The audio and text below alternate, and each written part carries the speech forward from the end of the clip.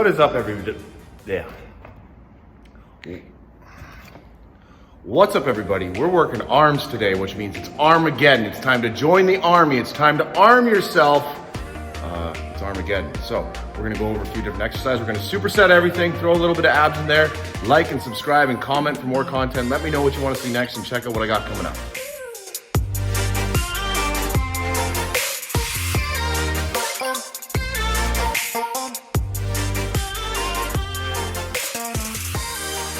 There's basically two ways to do this, roughly two ways. You can drag it towards your body, and now I'm trying to extend my elbows as far back as I can. So that's like a drag. Or you can kind of push it more down and away from your body, or more, not as far back. Now, most people, your triceps are going to be most heavily recruited when you're trying to really extend that elbow back as far as you can from a, this isn't a 90-degree angle, but you get the point, a very opposing angle, right? Now, the tricep primarily extends the elbow. So this is still using your triceps, but you're at a much stronger mechanical advantage there. So what I get my clients to do, usually on their last sets, but I'll demonstrate it here in the warm-up, is you'll see me starting with the drag, trying to really extend those elbows as far as I can. Then as the set wears on, to get a few extra reps, you'll see me move more into a push, just to pump a little more blood and get a few more reps on those triceps. So check it out.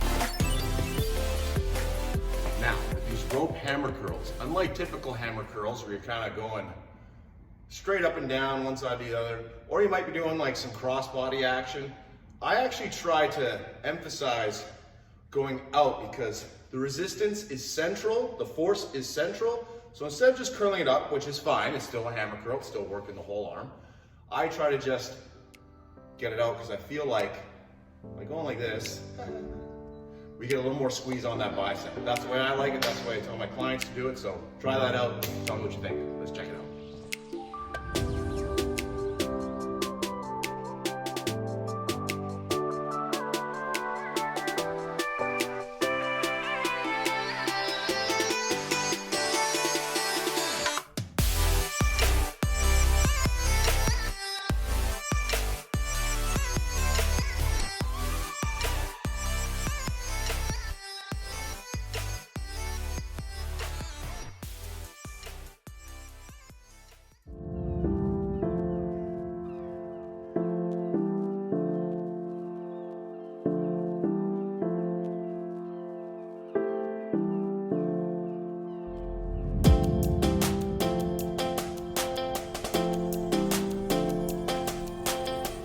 All right, so we're about to hit some skull crushers here. The dumbbell skull crusher is probably one of the best ways to get a nice loaded stretch right on the back of that arm, leading right up to the elbow. So you want to use it a bit sparingly. You don't want to destroy your joints and your elbows by doing dumbbell everything. You definitely don't want to smash it into lockout.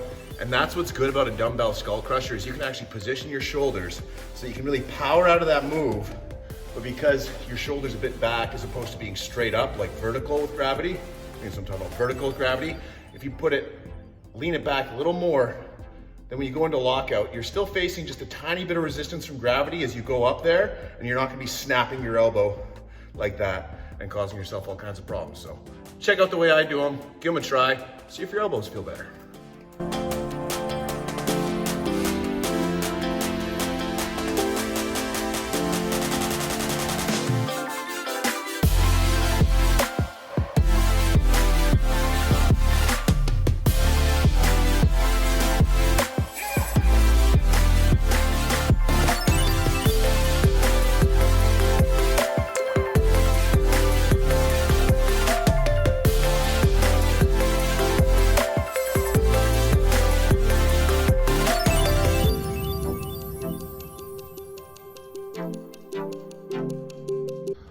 so we're gonna hit the TRX curl, which is basically like curling your own body weight.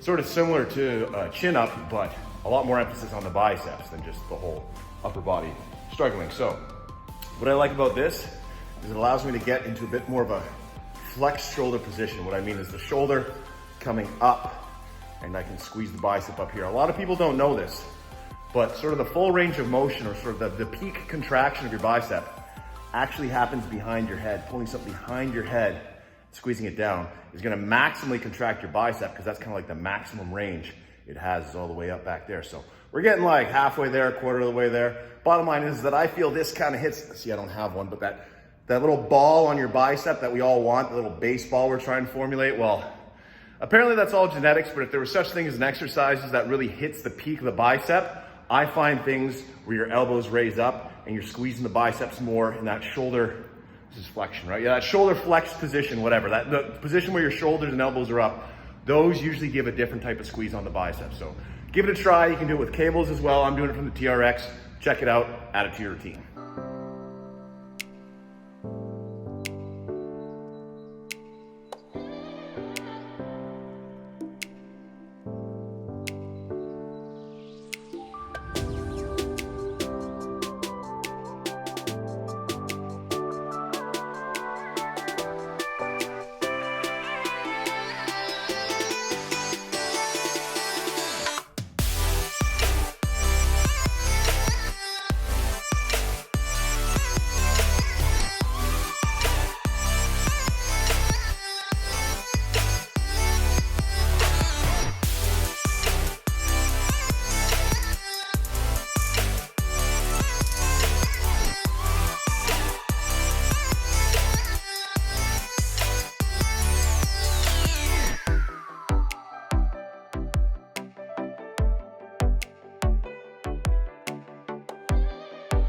All right, now we're gonna hit one of my favorite bicep exercises, which I call 10-second curls, which is just laying back on a high incline bench, taking the cable bar, just the bar where the resistance is central, where you clip it on in the middle, and you just make a curl really, really suck and very sufferable. So the idea here is no matter what the weight, we're going for about 10 reps. So if you're like on rep 8 and you're like, hey, I could do 15 of these, well, you'll see by the way I do them, you need to make those last few reps as sufferable as possible. So I don't know if the reps actually take 10 seconds. I bet they rarely, if ever, even do, but you'll get the point when you see the set perform. So check it out.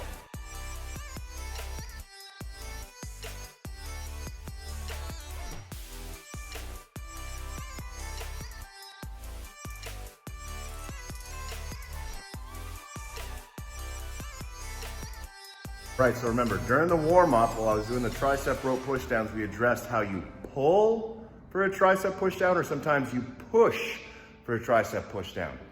This is a unique position where your goal is to push and push it away from you, because when you position the resistance more opposite your triceps, as you're laying on a bench, something to do with physics that I don't understand, but can definitely convey in a way that you'll kind of know that I know what I'm saying, even though I don't know what I'm talking about. Something about that mostly opposing resistance makes it harder to push it away. So we're gonna emphasize the push on this exercise. Check it out. This is one you're not gonna wanna miss. Absolutely add these to your routine. You will feel the difference. You gotta find that little special spot. Might be an inch closer to your body, an inch more away from your body, but trust me, when you find it, you will fall in love with this exercise. Every client I put through this exercise falls in love with this exercise. So do this exercise.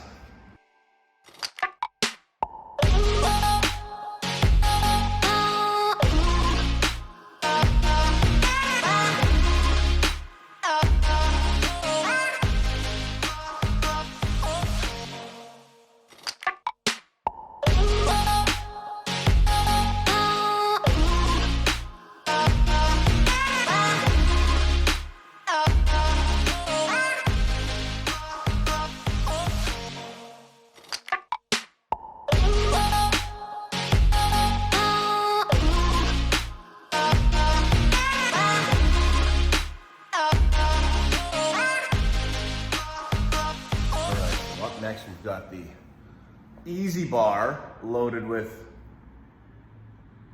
25 pounds per side. And we're gonna do reverse grip easy bar curls. Now there's debate about whether these properly work your forearms or not or anything like that. Obviously you don't feel as much in your biceps, but, a very important thing to be aware of both in life and especially the gym is imbalance between muscles. Now when we curl weights, they're usually trying to bend our wrist this way and it's activating that way, yada, yada, whatever. If we go over top, we do some curls this way, you're gonna feel it in that top portion of your forearm, and that's gonna help balance out what we got going on the other side when we're just sitting there curling for days. So check out what I got going on here with the Easy Bar reverse curl. You can get a little Englishy, you know, throw the body into it a little. You don't wanna get sloppy, but don't worry about isolating your biceps on this one. Just grab some heavy weight. Most importantly, thumbs over top. We do not wrap our thumb under, it's thumbs over top. It's all grip, baby. Check it out.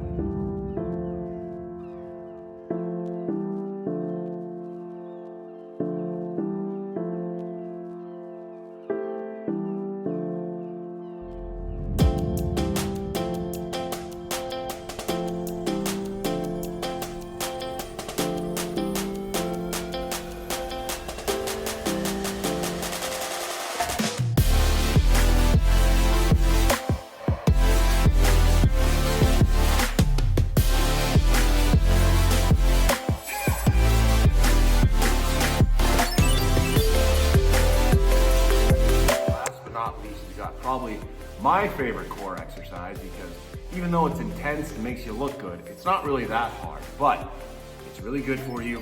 There's a lot of proprioception and what's that word? Balance and coordination required to do it at a max level. So this is an exercise I get some clients to do, and inevitably, always, very quickly, they're like, hey, can we add some weight to it? You're gonna see how I do these. I'm gonna tell you, make this exercise your absolute bitch before you add weight. Because when we're twisting back and forth, it's more about how we contract and control our midsection and our obliques and just everything in the pillar, everything in the core. It's more about that than how much weight we're subjecting ourselves to. One of the reasons I love this exercise, it's great for athletes, but it's also great for anybody because so many times when people throw out their backs or hurt something, sort of in their lower back or something, it's really linked to your obliques and just your overall core strength because they're twisting, they're doing something, so you know, you're moving furniture through a weird door or something. So getting good at rotating your torso while also resisting the rotation that wants to take you further, right? So anti-rotational rotation, my favorite seemingly make-believe personal trainer term. Anti-rotational rotation is one of the most beneficial core exercises you can do. Or, that's not an exercise, but you get the point, just watch the exercise.